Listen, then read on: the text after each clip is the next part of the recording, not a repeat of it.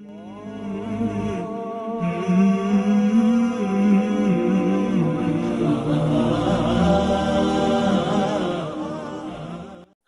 کریم صلی اللہ علیہ وسلم کی کیا یہ حدیث ہے کہ میری امت کے اولیاء بنی اسرائیل کے انبیاء کی طرح ہوں گے؟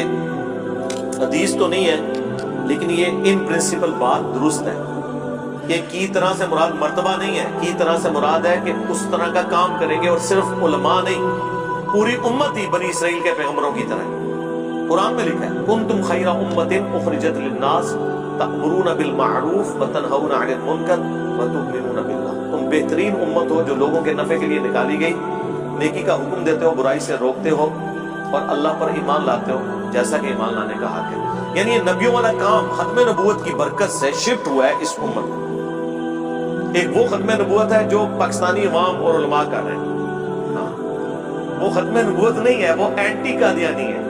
ختم نبوت وہ ہوگی جو چشتی رسول اللہ، اشرفی رسول اللہ کو بھی غلط کہے، اور یہاں پہ جو بھی فارغ بندہ ہے نا اس سے پوچھے کیا کر رہے ہو، کہتا ہے میں ختم نبوت پہ کام کر رہا ہوں۔ وہ آپ کو پتا ہے پچھلے دنوں ایک پیر صاحب کے ماننے والوں نے وہ ایک اہل حدیث مولانا صاحب کی ٹھکائی کی تھی، ناصر مدنی صاحب کی۔ بعد میں جب ان کی صلح ہوئی اور وہ پیر صاحب اور وہ ساتھ بیٹھ کے لڑے، بریلوی اور اہل حدیث ہیں آپس میں، اور جب پریس کانفرنس کر رہے ہیں اور کہہ رہے ہیں انشاءاللہ ہم مل کر ختم نبوت پہ کام جاری رکھیں گے۔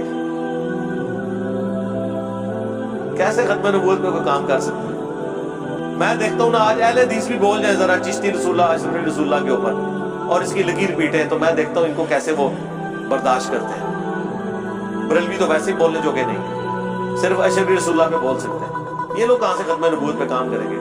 تو آج کل جو بندہ کوئی بھی دین کا کام نہیں کر رہا ہوتا نا، وہ کہتا ہے میں ختم نبوت پہ کام کر رہا ہوں۔ ختم نبوت کی کاز کو ان لوگوں نے بدنام کر کے رکھ دیا، مزاح بنا کے رکھ دیا،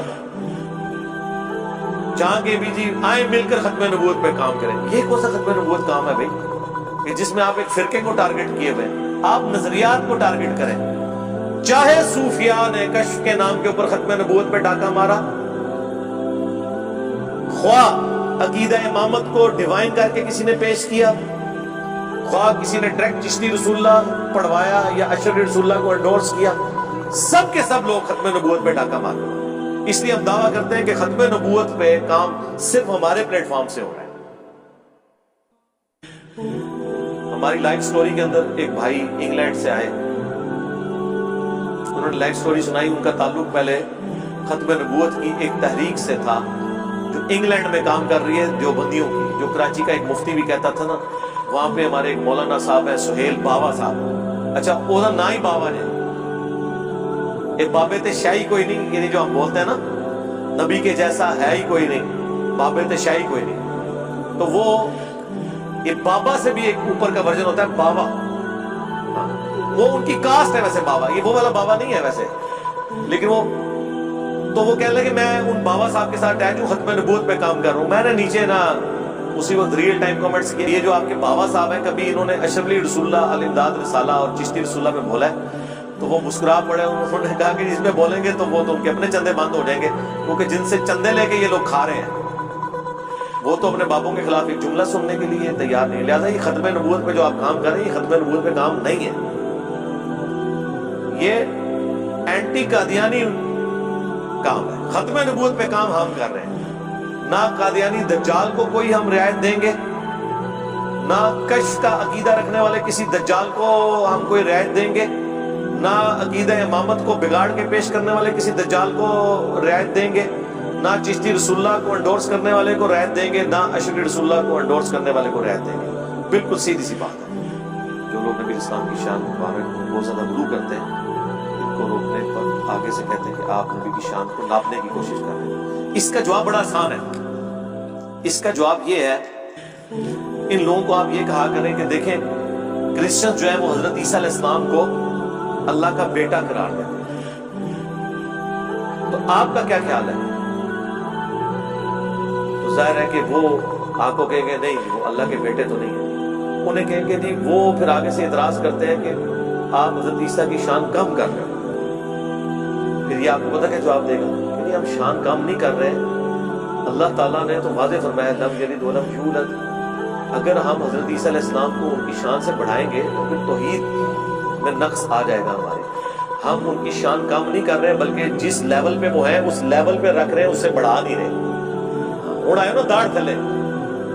تو پھر انہیں بخاری کی حدیث سنائے کہ نبی علیہ السلام نے فرمایا تھا, دیکھنا میری شان کو اس طرح بلند نہ کرنا جس طرح نصارہ نے اپنے پیغمبر کو بڑھا دیا تھا, تو مجھے اللہ کا بندہ اور اس کا رسول ہی کہنا, محمدن عبدہ و رسول.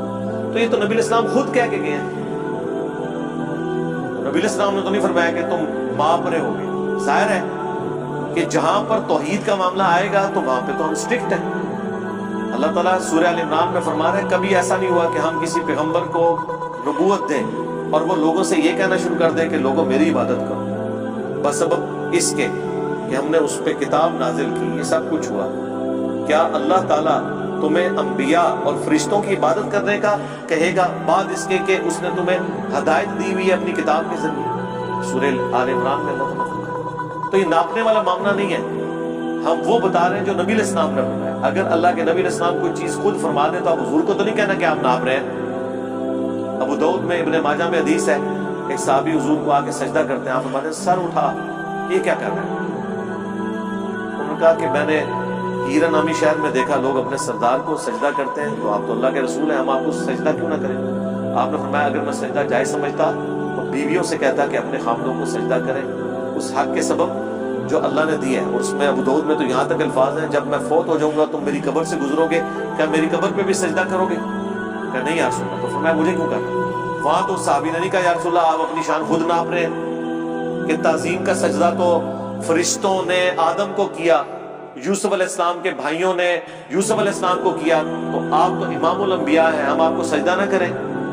عشق دے چلے نمبر لے گئے, عقل والے ہیں انجے عمرہ گالیاں, اور عشق دے چلے اتھے میرے تو ذلیل, اگے جا کے اللہ نے انہوں ذلیل کرنا ہے.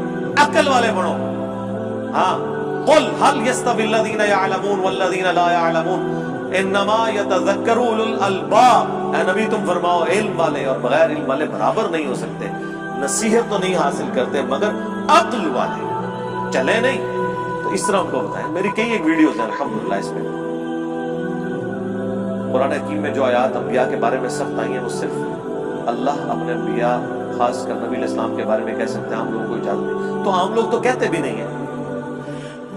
عام لوگوں کو آپ یہ بھی اجازت نہیں دیں گے کہ وہ اللہ کی بات بھی ریپیٹ کریں, تو پھر آپ کافر ہیں, کیونکہ آپ قرآن کے منکر ہیں.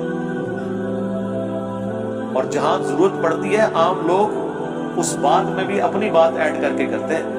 اس میں میں نے ان کو اتنی بڑے لیول کی پھکی دی ہوئی ہے, قیامت تک بھی ڈکار مارتے رہنا تو وہ ہضم نہیں ہونی ان کو. وہ صحیح بخاری میں کم از کم 4 مقامات پہ سیدنا ابو بکر کا خطبہ ہے.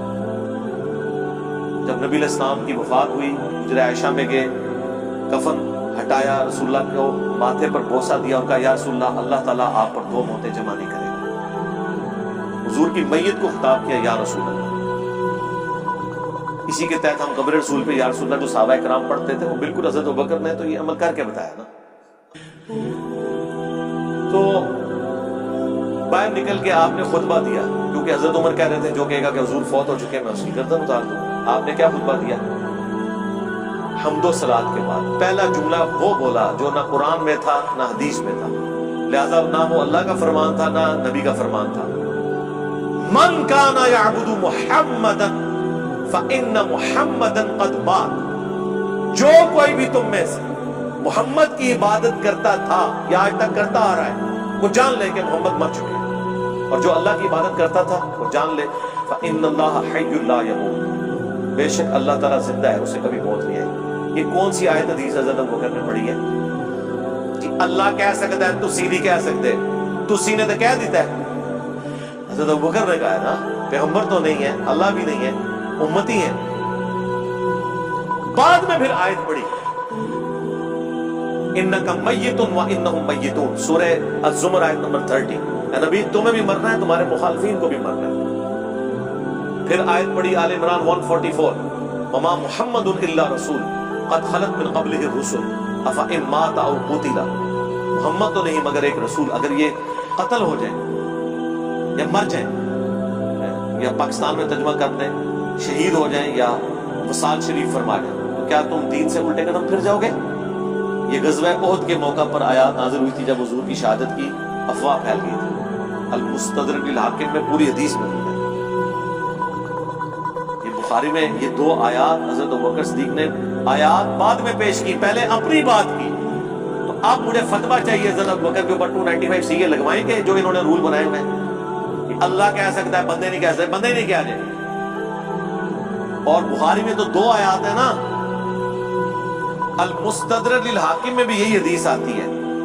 वहां पे हजरत अबू बकर ने जो खुतबा दिया है ना, उसमें एक तीसरी आयत का भी जिक्र है। सूरतुल अंबिया के स्टार्ट में वो आयत है, आयत नंबर 8, वमा जअलनाहुम जसदन ला याकुलून अत्ताम वमा कानू खालिदीन। हमने कोई नबी ऐसा नहीं बनाया था कि जिसका जिस्म खाने का मोहताज ना हो, और ना वो ऐसे थे कि हमेशा दुनिया में रहते। तमाम अंबिया का जिक्र कर दिया हज़रत अबू बकर ने कि सब के सब अंबिया खाना खाने के भी मोहताज थे और मौत भी उन्हें। लिहाजा जिसे मौत आ जाए वो खुदा नहीं, और जो खुदा है उसे मौत नहीं आती। अनपढ़ लोग दीनी उलमा की तकलीद करते हैं, तो इन तक दावत कैसे फैलाई जाए? हाँ, जैसे हम फैला रहे हैं। ये सबसे क्रिटिकल क्वेश्चन है इस उम्मत में, गुमराही को खत्म करने का तरीका क्या है? अभी तक जिन लोगों को दर्द पैदा हुआ, जिनके दिल दुखी हुए कि लोगों ने रसूलुल्लाह का रास्ता छोड़कर अपने बाबों को बुजुर्ग मान लिया है, उन्होंने अपने तरीके से कोशिश की कि लोगों को तौहीद पर लाया जाए, कुरान और सुन्नत के हवाले पेश किए जाएं, लेकिन बेचारे नाकाम हुए। क्यों? उसकी वजह यह थी कि जिन लोगों को ये हवाले पेश कर रहे थे वो तो कुरान और सुन्नत को मानते ही नहीं है, आईनी तौर पे मानते हैं। जैसे हमारे मुल्क में भी आर्मी चीफ आईनी तौर पे तो वजीर आजम के अंडर ही होता है, लेकिन प्रैक्टिकली, हाँ, प्रैक्टिकली आप देख लें कि पिछले 6 सालों के अंदर 5 वजीर आजम चेंज हो चुके हैं, आर्मी चीफ एक ही है। ठीक है, प्रैक्टिकली ये होता है। इस तरीके से प्रैक्टिकली ये होता है कि ये लोग सिर्फ बात करते हैं कि हम कुरान और सुन्नत को मानते हैं, बाकी ये अपने बाबों को मानते हैं। तो इसका हल ये नहीं कि इन्हें कुरान और सुन्नत पेश करके तो कुरान और सुन्नत की तौहीन करवाई जाए इनके आगे, बल्कि इसका हल ये है कि इनकी नजरों में वो बाबे बेइज्जत कर दिए जाए जिनकी वजह से ये कुरान और सुन्नत का इनकार करते हैं। ये कह के, ओ जी ये कल का छोकरा अली, इसको बात कहां से समझ आ गई? हमारे अहमद बरेलवी साहब को ये बात नहीं पता थी, हमारे अशरफ थानवी साहब को ये बात नहीं पता थी। तो फिर आप उन्हें कहें रुको जरा, सब्र करो। अगर यही बात थी तो अशरफ थानवी साहब ने ला इलाहा इल्लल्लाह अशरफ अली थानवी रसूलुल्लाह और अल्लाहुम्मा सल्ली अला व नबीना अशरफ अली कलमे को एंडोर्स क्यों किया, ख्वाब में भी और बेदारी में भी? और आला हजरत ने फतावा रज़विया के अंदर सबा सनाबल किताब की तारीफ क्यों की, जिसमें चिश्ती रसूलुल्लाह वाला वाकया लिखा हुआ था जो हश्र बहिश के अंदर भी मौजूद था? हाँ, फिर लोग सोचेंगे वाकई यार जो कलमे के मामले में इतना बड़ा ब्लंडर कर गए तो बाकी चीजों में वो कर सकते हैं, फिर दिमाग की गिरें उनकी खुलेंगी। ये है इंजीनियर की डॉक्ट्रिन। इंजीनियर की डॉक्ट्रिन ने काम किया है, देख लें, सदियों से जो काम नहीं हो सका। जनाब मुझे आज भी याद है जब हम बाबों को ललकारते थे ना, 2010-11 की बात है, उस वक्त तो चंद लोग वीडियोस देखते थे, तो अगर मेरी वीडियो के नीचे 100 कमेंट्स होते थे तो 90 से ज्यादा मुझे गालियां होती थी। और आज उन बाबों की मीम्स बन रही हैं, और इंजीनियर साहब के स्टूडेंट कहते हैं कि नहीं हाथ खोला रखा है, काम चुप के रखो।